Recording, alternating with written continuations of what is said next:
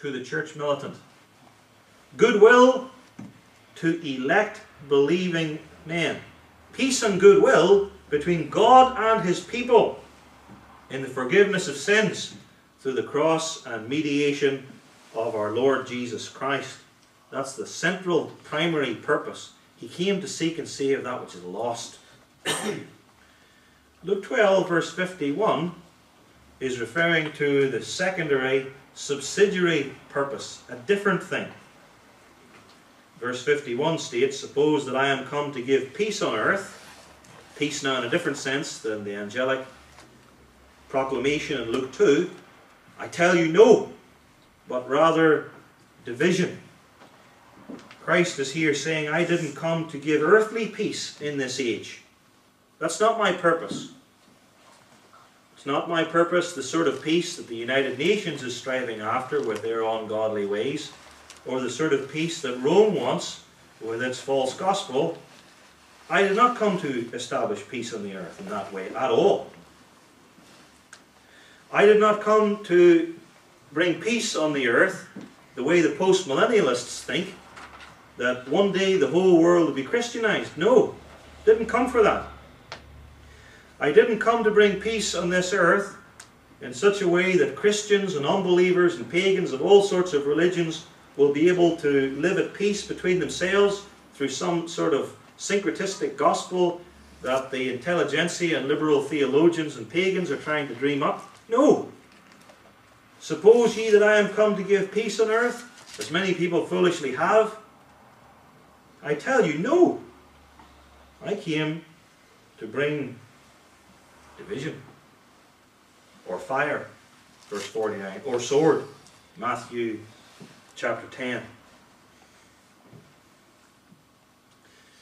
Those are the two purposes mentioned here that we're treating. The fulfilling of the primary or central purpose, that is the salvation of the elect church, necessitates, and this must happen given the nature of this fallen, wicked world, the fulfilling of the primary central purpose, the salvation of the church, necessitates the realization of the secondary or subsidiary purpose, the kindling of fire on the earth.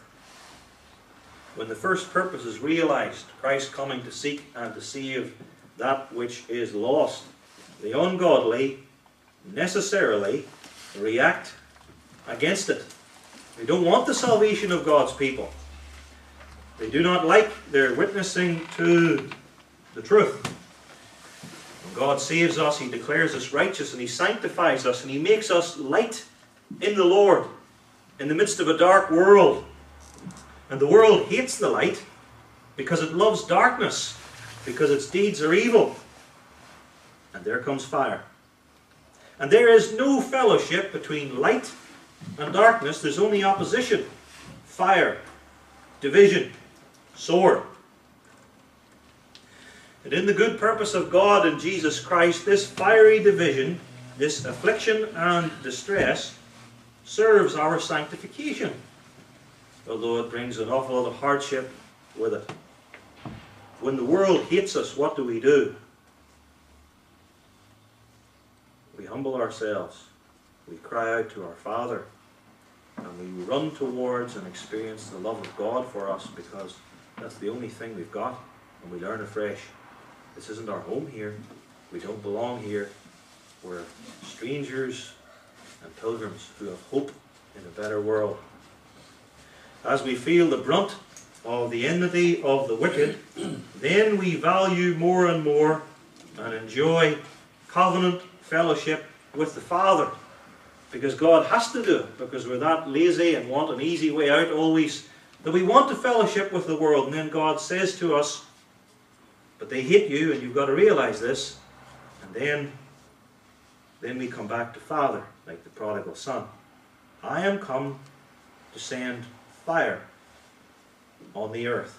And what will I if it be already kindled? And I wish it were already fire, that fire was burning, because I wanted to use it to sanctify my people. And this sinful treatment of the righteous by the ungodly also serves to reveal the true nature of the wicked behind the veneer and the facade. Their true nature is totally depraved sinners. That's all it ever is. That's all we ever are, but for the grace of God. And as this fire burns and they express enmity towards us, and as that enmity deepens and expresses itself, they fill up the cup of their iniquity, and that makes them ripe for judgment.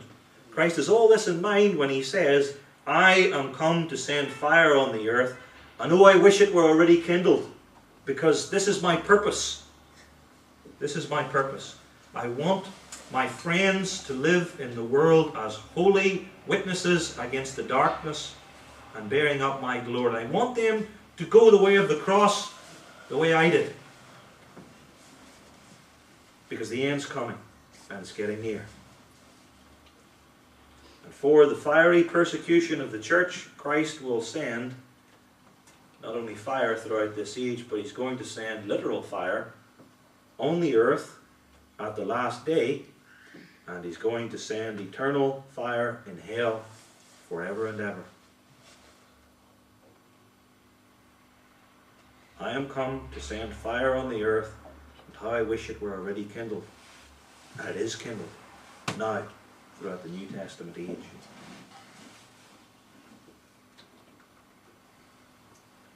The application of Luke 12 verse 49 is made in the context to believers. Verse 51, suppose ye that I am come to give peace on earth? I tell you, nay, but rather division. For from henceforth there shall be 5 in one house divided, 3 against 2, 2 against 3. The father shall be divided against the son, and the son against the father. The mother against the daughter, and the daughter against the mother. The mother-in-law against her daughter-in-law, and the daughter-in-law against her mother-in-law. Fiery opposition and hardship. In these verses, it's spoken of in connection not with the state, or from friends, or at work, though these things are not denied or excluded. But in these verses, it specifically refers to fiery division in the home, the place where we most seek unity and peace over against division and sword and fire. The place perhaps where we most feel that we need unity and peace. Christ sends it in the home. The home, of course, is the place where we eat and sleep and rise up each day and return from our work or other activities. The place where we spend so much time, the place which we share with those closest to us in the natural realm, our family. You understand now that the household mentioned in verse 52 and verse 53 is simply by way of illustration. This household has 5 people in it. The same principle would hold if there are 2 in the family, or 3 or 4 or 12. It doesn't matter. But you have to give one number, and here it's 5.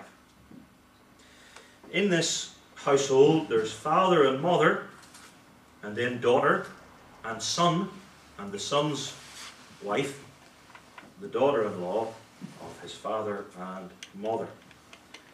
In Middle Eastern families, the married son, especially if they were not married that long, would live for a time with his parents. That doesn't happen so much here. But the same principle holds even if it's a family with 4 unmarried children, or 6, or just a mother and 3 children, whatever. You understand it applies to all sorts of families. And verse 53 is divided into 3 parts by colons, semicolons rather. Father against son, and the son for his part against the father. Mother against daughter, and the daughter for her part against the mother.